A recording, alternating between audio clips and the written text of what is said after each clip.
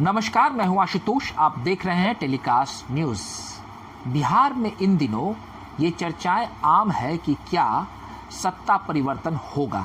इस बात को लेकर सरकार भी संशय में है, सरकार के मंत्री भी संशय में है, बिहार की जनता भी संशय में है और ऐसे में जदयू पार्टी भी संशय में है, क्योंकि बिहार में जो प्रमुख सत्ताधारी दल वो जदयू ही है।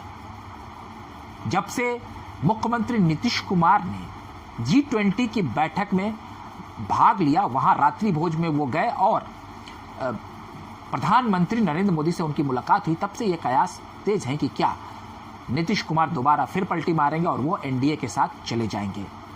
हो भी क्यों ना, क्योंकि कुछ कुछ ऐसी बातें हो रही हैं जिसे लेकर लोगों का जो यकीन है वो पुख्ता होता जा रहा है। दरअसल सोमवार को पंडित दीनदयाल उपाध्याय की जयंती समारोह में नीतीश कुमार शामिल हुए और उनके साथ बिहार के डिप्टी सीएम तेजस्वी प्रसाद यादव भी शामिल हुए। पंडित दीनदयाल उपाध्याय वही शख्स हैं जिनकी विचारधारा बीजेपी अनुसरण करती है। आप कह सकते हैं कि वो बीजेपी जो पार्टी है, उस पार्टी का जो पूरा एजेंडा है, जो विचारधारा है, वो पंडित दीनदयाल उपाध्याय का ही विचारधारा है। ऐसे में फिर से एक बार ये कयास लगने लगे कि क्या नीतीश कुमार का मन डोल रहा है। तो वही इस सारे जो प्रकरण है, उस प्रकरण का असर जदयू पार्टी पर भी पड़ रहा है। दरअसल जदयू की सोमवार को एक बैठक थी। ये बैठक सीएम आवास पर हुई और इस बैठक में मुख्यमंत्री नीतीश कुमार ने जदयू के जो तमाम विधानसभा प्रभारी हैं उस कमेटी को भंग कर दिया। इस बैठक के समय एक ऐसा वाकया हुआ जिस वाकया के बाद ये कयास लगने लगे कि क्या जदयू पार्टी दो खेमों में बंट गई है। दरअसल बैठक के दौरान बरबीघा विधानसभा को लेकर बिहार सरकार के भवन निर्माण मंत्री अशोक चौधरी ने शायद कोई टिप्पणी की थी।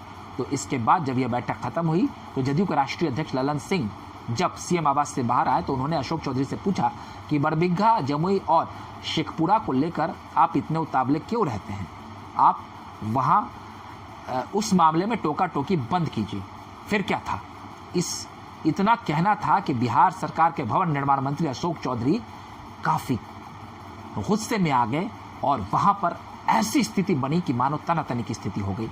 जो प्रत्यक्षदर्शी थे उन्हें ऐसा लगा कि मामला आपे से बाहर हो जाएगा। मुख्यमंत्री नीतीश कुमार के आवास के ठीक बाहर दो कद्दावर नेताओं के बीच ये कहा सुनी बिहार की राजनीतिक गलियारों में चर्चाओं का बाजार और गर्म कर गई। दरअसल हम आपको एक और वाकया समझाना चाहते हैं कि हाल के दिनों में नीतीश कुमार कई बार जदयू दफ्तर भी पहुंच रहे हैं, कई प्रकोष्ठों पर अपनी नजर रख रहे हैं और पूरी पार्टी को लेकर के वो काफी सतर्क हैं। कुछ समय पहले आरसीपी प्रकरण भी काफी सुर्खियों में आया था, जब ये कयास लग रहे थे कि क्या आरसीपी सिंह जदयू पार्टी को तोड़ देंगे और वो बीजेपी के साथ चले जाएंगे। कुछ ऐसा ही कयास इस बार भी लग रहा है, लेकिन इस बार कयास ऐसे लग रहे हैं कि क्या ललन सिंह की नजदीकी राजद के साथ है और वो जदयू पार्टी में कोई विघटन कर सकते हैं और वो राजद के साथ जाकर बिहार में एक नए सरकार को स्वरूप दे सकते हैं। कुछ ऐसी चर्चाएं भी चली है, क्योंकि इन दिनों नीतीश कुमार के एनडीए में जाने की चर्चाएं भी जोरों पर हैं। ऐसे में मैं आपको एक साफ बात बता देना चाहता हूं कि पिछली बार एक साल पूर्व जब बिहार में एनडीए गठबंधन टूटा और नीतीश कुमार ने इंडिया गठबंधन में आ गए, वो जदयू के राष्ट्रीय अध्यक्ष ललन सिंह के दबाव में ही ऐसा हुआ था। राजनीतिक गलियारे में ये चर्चाएं आम है, क्योंकि ललन सिंह केंद्र में मंत्री बनना चाहते थे और केंद्र की मोदी सरकार ने उन्हें मंत्री पद नहीं दिया था। केंद्र की मोदी सरकार की तरफ से एक नाम का प्रस्ताव आया था जो आरसीपी सिंह के रूप में था।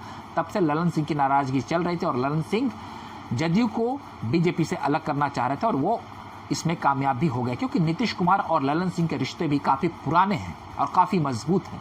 ठीक वैसा ही रिश्ता नीतीश कुमार का अशोक चौधरी के साथ भी है। इस बार अशोक चौधरी और ललन सिंह के बीच जो भिड़ंत हुआ है, इसके क्या मायने हो सकते हैं। क्या पार्टी दो खेमों में बंट गई है, या ये कह सकते हैं कि क्या नीतीश कुमार ने अशोक चौधरी को यह पावर दे दिया है कि वो अब जदयू के राष्ट्रीय अध्यक्ष से भी बहस कर सकते हैं। क्योंकि मैं आपको एक बात और बता देता हूं कि बरबीघा जो विधानसभा सीट है, अशोक चौधरी यहीं से पूर्व में विधायक रहते हैं और उनके पिताजी की भी ये कार्यस्थली रही है।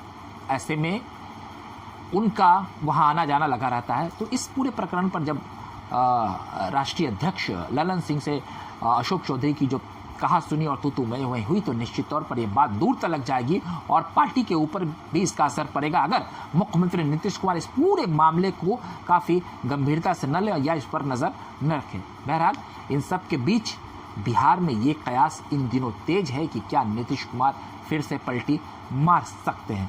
बहरहाल आपको हमारा ये वीडियो अच्छा लगा हो तो कृपया कर आप हमारे इस वीडियो को लाइक, सब्सक्राइब और शेयर कर दें। अगली बार हम फिर एक नए वीडियो के साथ हाजिर रहेंगे, तब तक के लिए आप हमें इजाज़त दीजिए। बहुत बहुत धन्यवाद।